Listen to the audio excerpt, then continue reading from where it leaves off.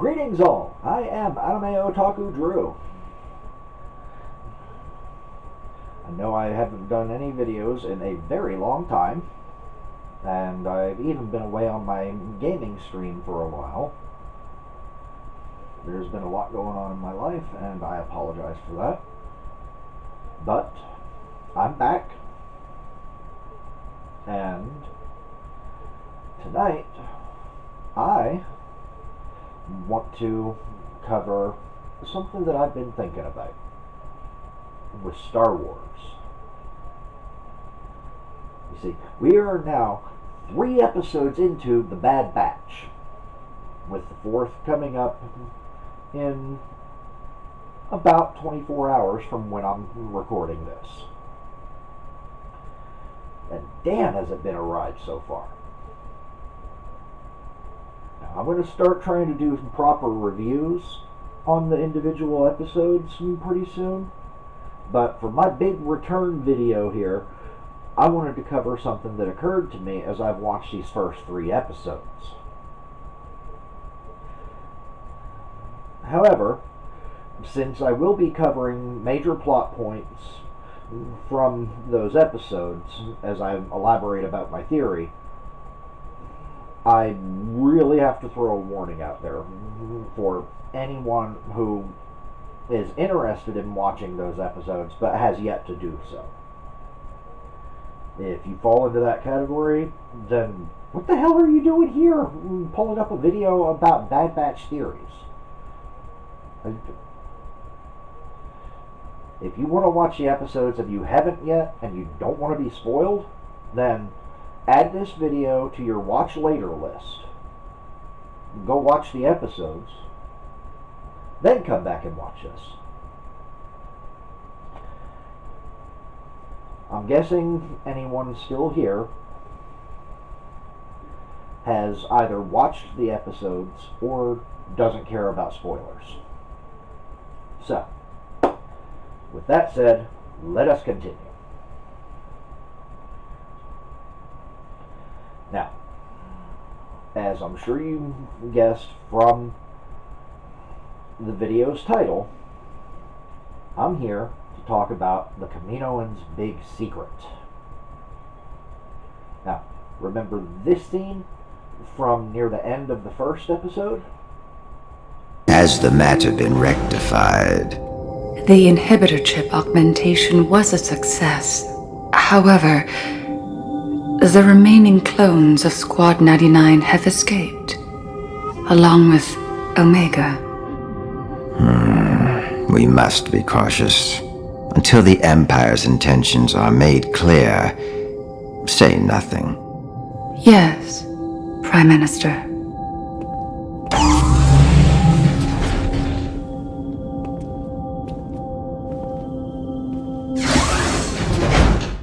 What exactly is it that Lama Su is saying they shouldn't mention?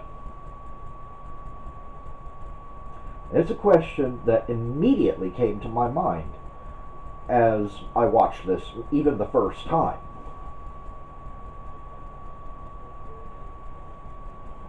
Now, I follow quite a few other Star Wars YouTubers, and at least one of them that I follow in their review video for the pilot episode seemed to think that this was nothing more than saying not to tell that Clone Force 99 had escaped, or possibly that Omega had gone with them when they escaped. Thing is, that doesn't make sense to me. With the new enhancement to Crosshair's programming in his inhibitor chip at that point, there is no doubt whatsoever that he reported to Tarkin that his former squad mates got away. And equally so, that the little clone girl Omega went with them. So, Lama Su absolutely is smart enough to realize that this information is getting to Tarkin, and by extension the Empire, whether they admit to it happening, being the Kaminoans, whether they admit to it happening or not. So they have no reason to lie about it. Furthermore, they're also smart enough to realize that if they do lie to Tarkin about this, and he finds out, which they know he will, then he's very likely to consider them traitors to the Empire and probably have them executed. So that just does not seem a possibility as to what Lama Su is saying to hide.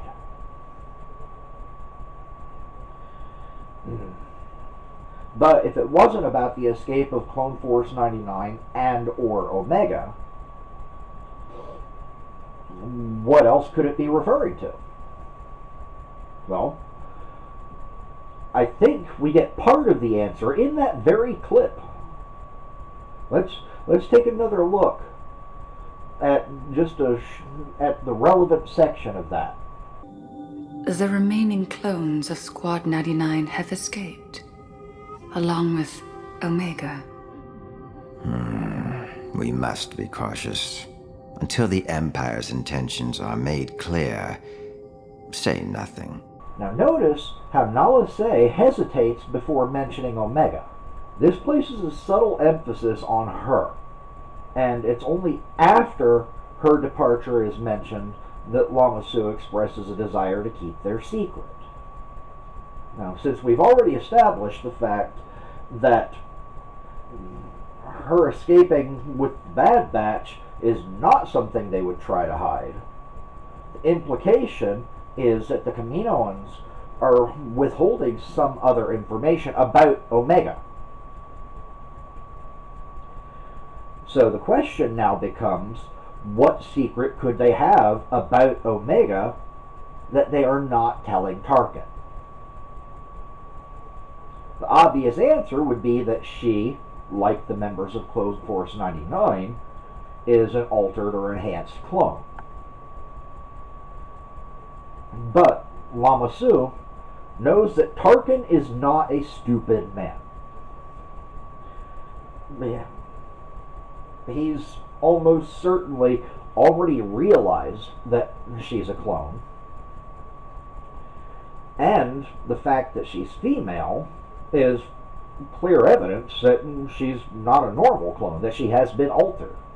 And if they're altering her Y chromosome to an X chromosome, then why make that the only alteration? It's just common sense. If she's been altered in one way, she's likely altered in other ways. So, furthermore, even if Tarkin hasn't realized it, there's every reason to think that Clone Force 99 would have recognized her as one of their own, and that Crosshair, just as with reporting the Bad Batch's escape, would have reported to Tarkin that, hey, that girl was a clone, like us. With that in mind, the most likely possibility seems to be something about the nature of her enhancements. But I'm here to tell you that the secret is something else entirely. The secret is that Omega is not a clone.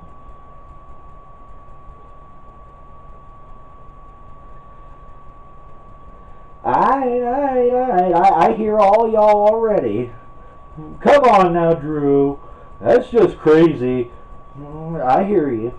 But is it really crazy? Well, yeah. Tech even said she was a clone. Well, yes, he did. But nobody else has confirmed that. Consider this scene. We must ensure our clones remain essential. The original genetic material from Django Fett continues to degrade. Then it is time to begin the next phase. If your experiment can yield a superior clone, it will secure our relationship with this empire. Such a contingency cannot be created without a direct source. The clones required will not return willingly. They are Kaminoan property, and we only need one. Our survival hinges on it. Now, that scene makes it clear they want to make better clones to entice the Empire into continuing their contract with the Kaminoans to produce soldiers. Which is why they need the Bad Batch back in order to use one of them as the genetic source for more advanced clones. Sounds like a good plan, right? Well, no. There are actually two problems with that idea. First, if they just wanted to copy a member of the Bad Batch to make enhanced clones, they already have Crosshair right there on Kamino and could use him as a source, even adding additional mutations and modifications in the cloning process. They would definitely have a record of all the modifications they had performed on each of the other enhanced clones, including Omega. They could just enhance Crosshair's DNA to include additional modifications. And voila! Perfect clone soldiers that are far superior to any human recruits. Right? Again, no. Why not? The answer to that is given in that same conversation. Take a look. The original genetic material from Django Fett continues to degrade. Now, the fact that the genetic material from Django Fett is degrading is just simple science. Even if Fett's body was brought to Kamino after the Battle of Geonosis, which I find unlikely, the tissues would only be viable for a certain amount of time. Best preservation in the world, and presumably in the Star Wars galaxy even, is not perfect. The tissues will still degrade. Anything that would preserve the soft tissues would likely destroy the DNA, so they wouldn't be able to use it to produce further clones. But what that scene is really telling us here is the fact that the degradation of Django's genetic material is a problem. This tells us that even though they literally have an entire army of clones present that came from Django Fett's DNA, they can't just harvest the genetic material from a clone in order to produce more clones. I saw another Star Wars YouTuber equate this to the movie Multiplicity with Michael Keaton.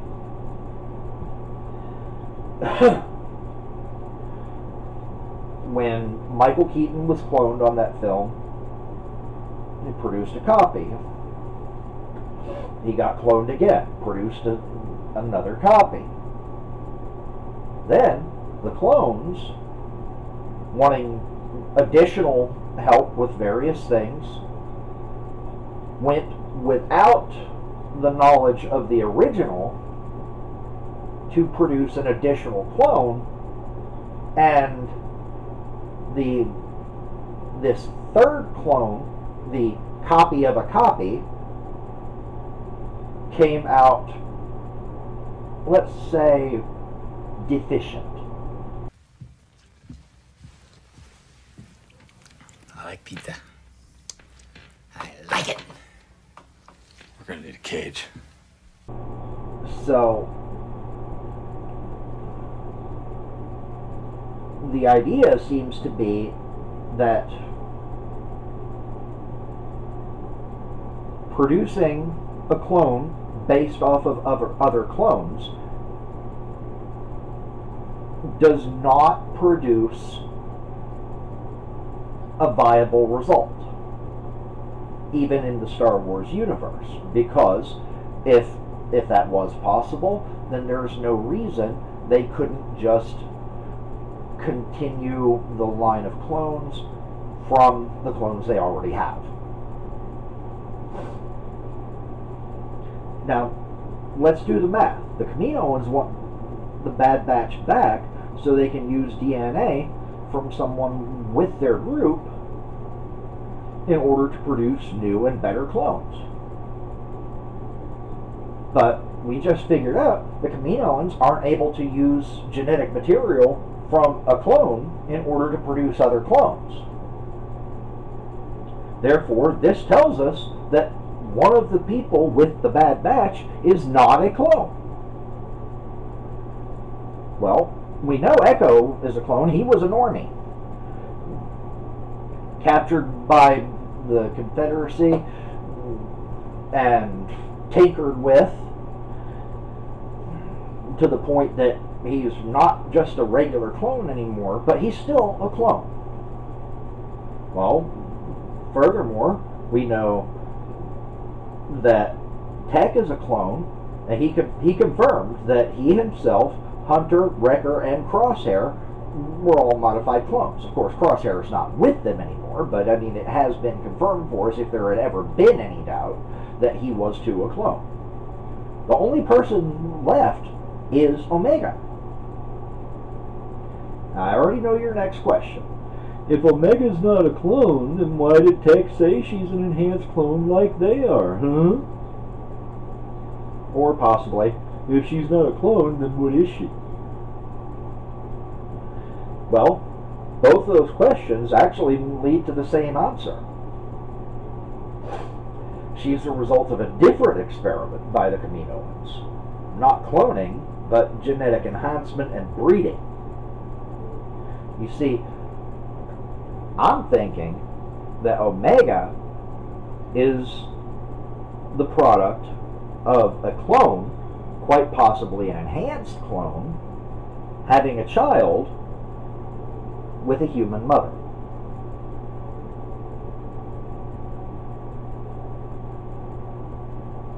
Now hear me out. I'm not kidding. It answers all of the questions. We know that the Kaminoans want Omega so bad so that they can produce more and better clones. But we also know they can't produce clones from the genetic material of another clone. It also makes sense of all the hints we're getting leading toward a strong possibility that Omega might be Force sensitive.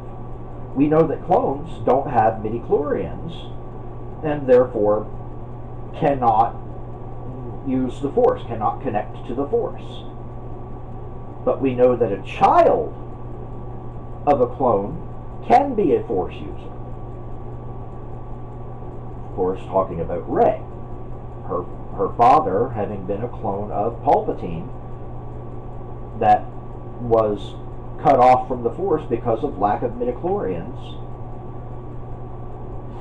He got together with a human woman. Together, they had Rey, who is very strong with the Force.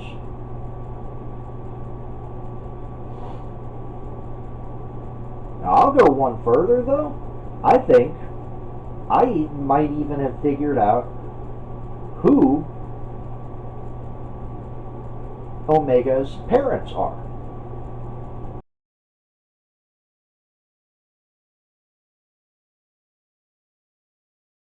Wait a minute, Drew. Now, I know you've lost your mind. You're telling me that the Kaminoans had Hunter hook up with this Jedi so they had a baby and she never reported it to the Jedi Council? Whatever. No. No, she didn't report it to the council because she didn't know about it. Huh?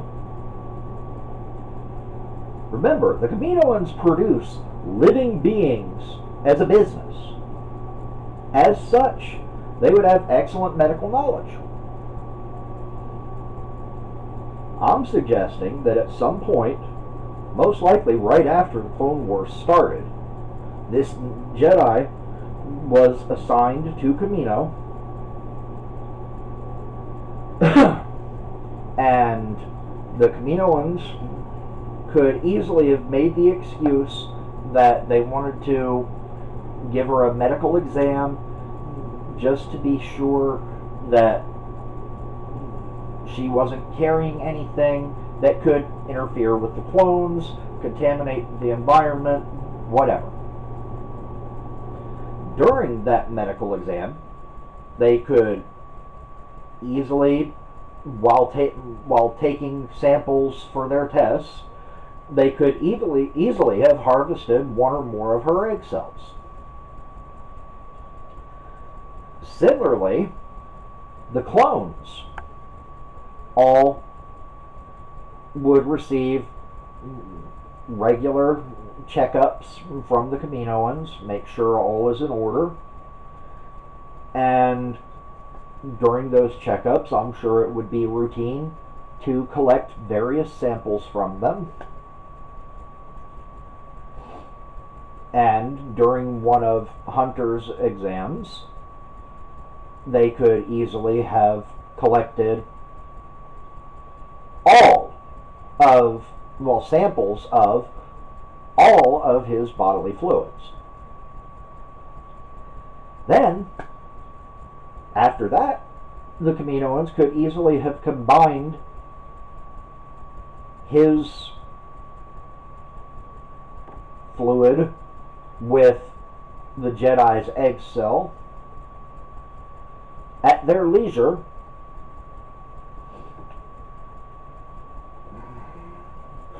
and this actually is a logical experiment for them to conduct.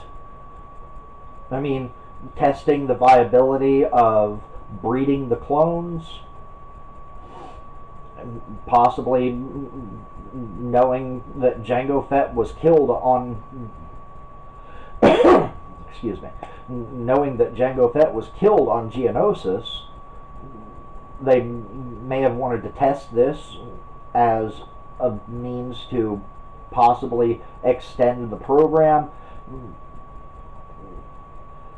And I mean, there are so many reasons that this is a logical experiment for them to perform.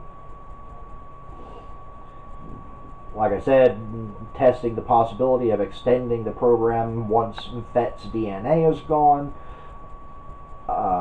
Testing the possibility of whether or not a clone could produce a child that is force sensitive, because of course at that point they didn't have the reference case of Rey.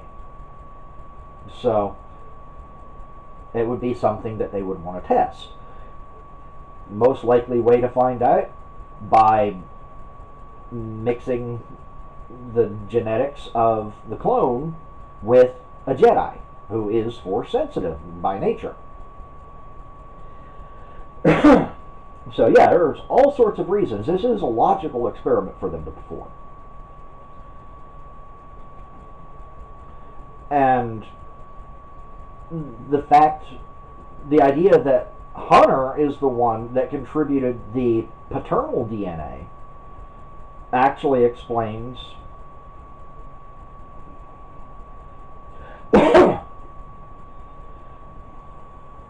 it would explain why Hunter and Omega are so drawn to each other. They feel a connection because she is his child. I mean, I can't name any specific instances, but I have read cases in the real world where genetically related people have reconnected after years apart, not knowing each other, but still felt a bond, a connection of some sort. They felt drawn to that person.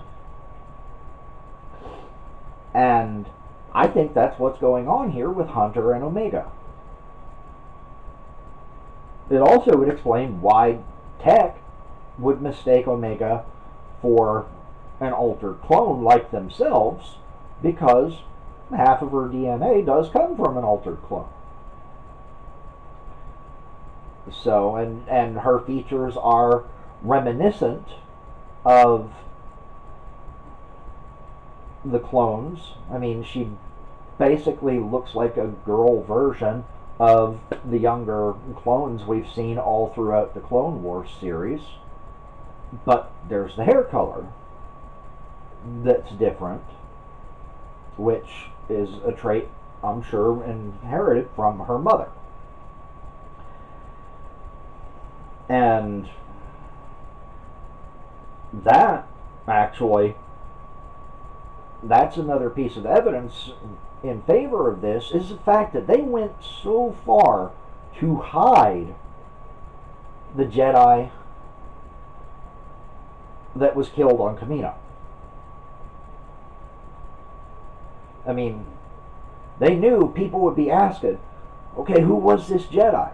Well, we could tell from the way the covering over the body laid across the contours that this Jedi was female. And there was a distinctly female shape underneath that cover. And if you don't know what I mean by that, then I really can't help you much with that. I think you probably get it, though. So yeah.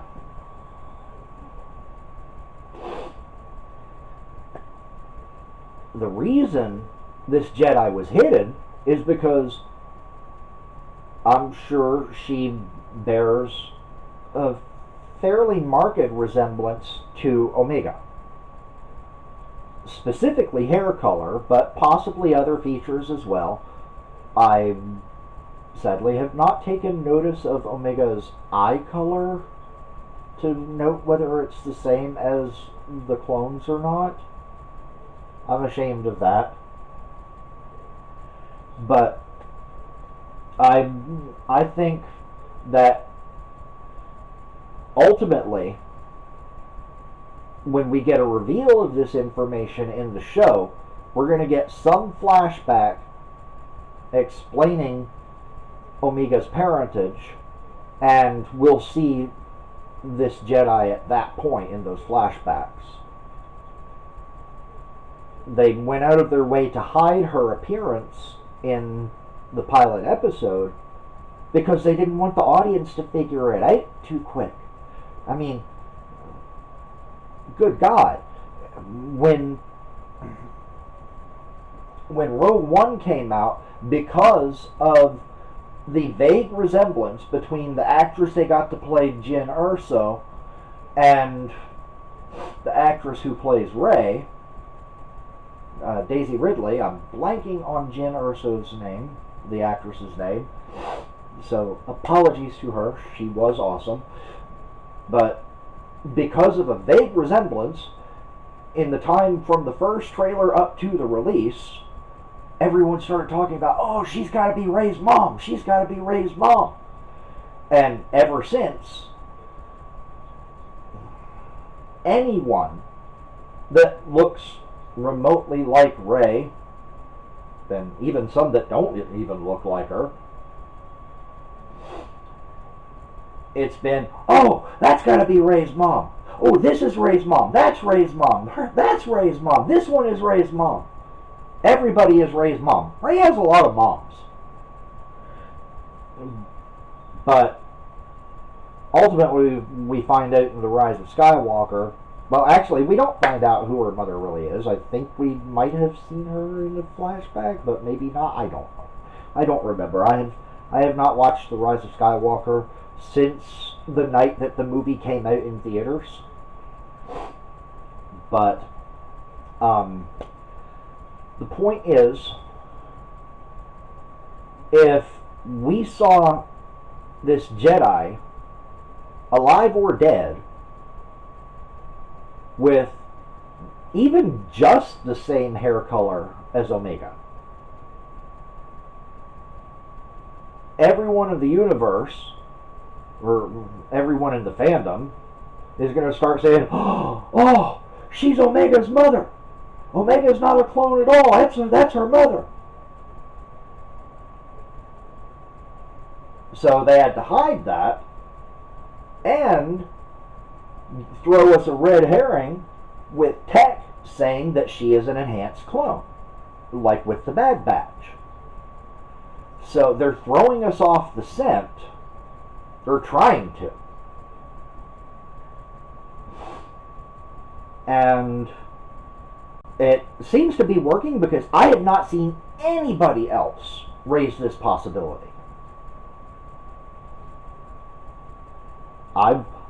And at this point, since episode 3 of the Bad Batch came out last week, I've probably watched about 10 to 15 review videos on YouTube. Nobody has mentioned this. Everyone is focused on whether or not Wrecker is going to lose his shit with his chip having been affected by the impact to his head, and all that. Nobody is talking about the possibility that Omega is not a clone. So we as a fandom are buying this hook, line, and sinker that she's just another enhanced clone, just like the rest of the Bad Batch. But they gave it away this week. And I've seen through it. Furthermore, now this week, on this week's episode, last week's episode, on the third episode, when they were talking about the inhibitor chips and how Tech was working on something that would be able to read the inhibitor chip and all that, it was thrown out there that they needed to find a way to get Crosshair back. So that is clearly one of their objectives for the season. Well, that's going to necessitate one of two things. Either bring him to them, or they go after him. Now, I am thinking the more likely possibility is that they'll decide to go to Kamino in order to take Crosshair back. For a few reasons. One or two in-universe and a few out-of-universe, behind-the-scenes reasons, or storytelling reasons. In-universe, I think that they'll make that choice because it's the last fucking thing that anyone is going to expect. With that many troopers on Kamino, it would be utterly insane for these fugitives to charge into Kamino. So, doing so gives them the element of surprise.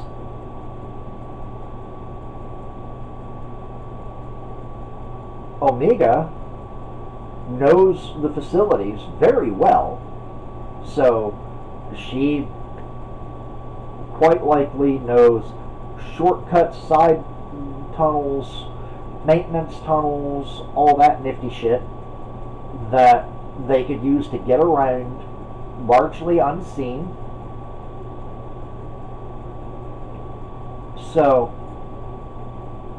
logistically, it actually could be a good idea for them to raid Kamino in order to take Crosshair. Once they figure out how to remove and or deactivate the chips, so they can get their friend back. Now, the behind the scenes reason, the story reasons, there's a few of these. One, that puts us in a setting where we can learn about Omega's lineage. Two, the Bad Batch could become involved in an uprising on Kamino. I mean, it's becoming clear that the Empire is losing interest in the cloning program. But they wouldn't want anyone else to be able to hire the Kaminoans in order to produce an armory that could be used against them. So it's likely that the Empire, as soon as the Kaminoans have outlived their usefulness, will try to end the Kaminoans. And I have a feeling Lama Su realizes this. So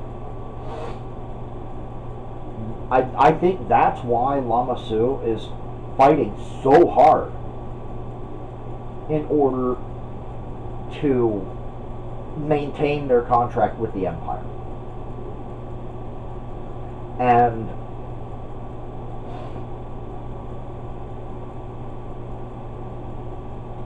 the idea of the Bad Batch aiding the Kaminoans with their fight for survival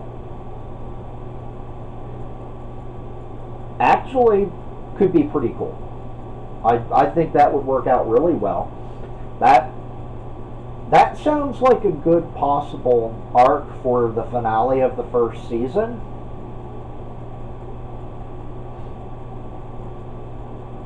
I mean, the Bad Batch returns to Kamino in order to rescue Crosshair, and Nala Se, who aided their initial escape, ends up drawing them into the Kaminoan uprising. So that could work. But I am thinking that there is another thing regarding the Jedi and her connection to Omega that we're going to see play out again when the Bad Batch returns to Kamino. I think that Omega is somehow going to ultimately end up with her mother's lightsaber. You see, when that body was brought through on Kamino, they made a big point of drawing our attention to the lightsaber falling from the stretcher.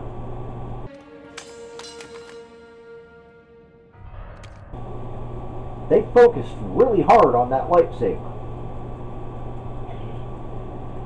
Now, any of y'all that are writers or know about storytelling processes have probably heard the term Chekhov's gun. The idea of Chekhov's gun comes from Anton Chekhov, who proposed that in good storytelling,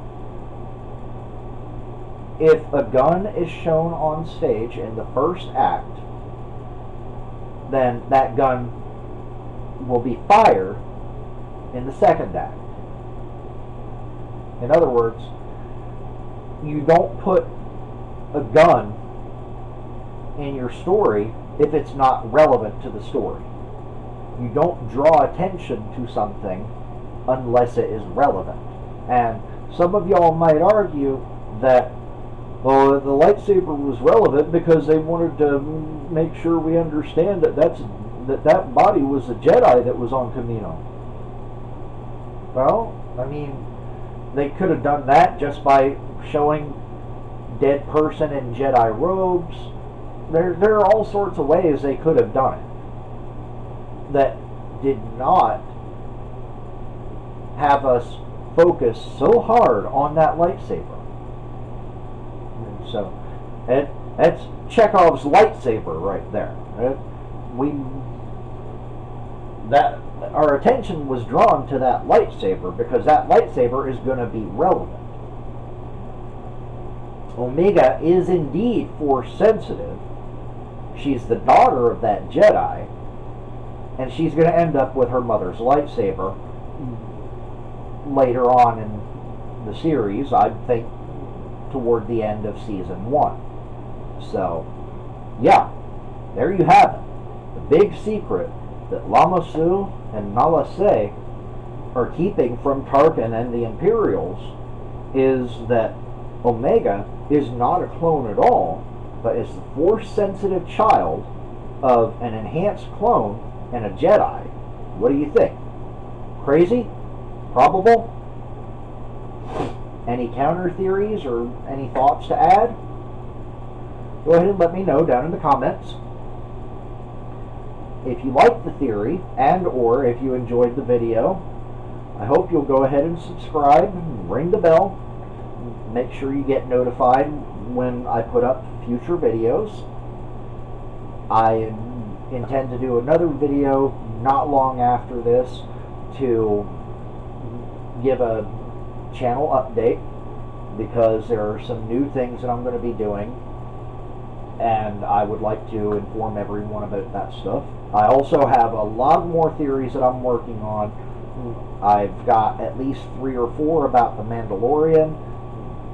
I've got a really good one, probably the next video that I'll do, aside from the channel update, is a really good one about Obi-Wan Kenobi series and the alleged rematch of the century, and just more theories in general for Star Wars in particular, but also for other stuff, possibly DC TV, Arrowverse. I'm considering. Well, I'll save all that for the channel update. So, anyways, yeah, I've got a lot more theories I intend to cover. So, if you find that interesting, then, like I said, subscribe, ring the bell. That way you'll know when my videos go up.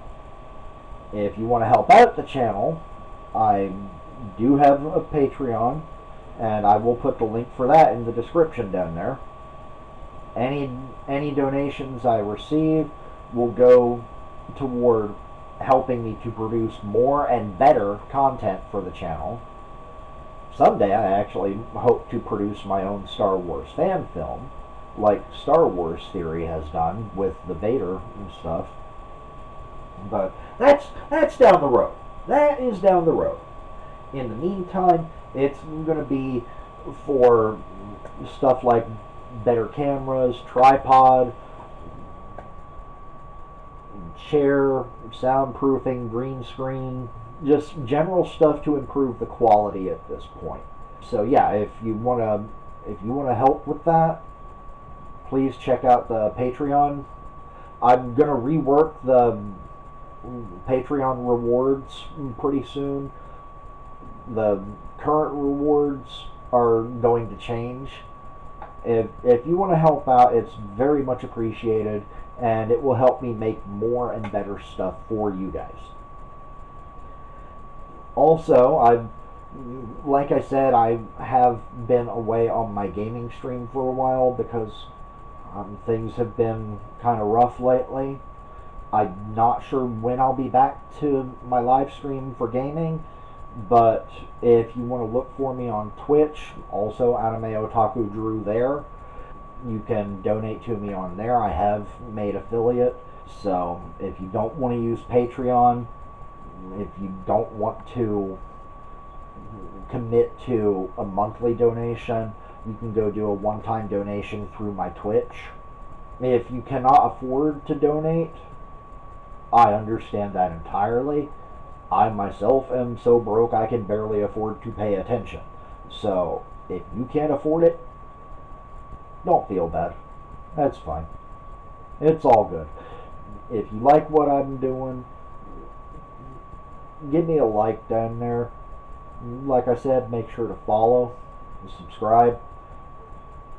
That right there is a big help. So, that said, I just want to thank y'all for hanging out. Y'all take care. May the force be with you. Catch y'all later.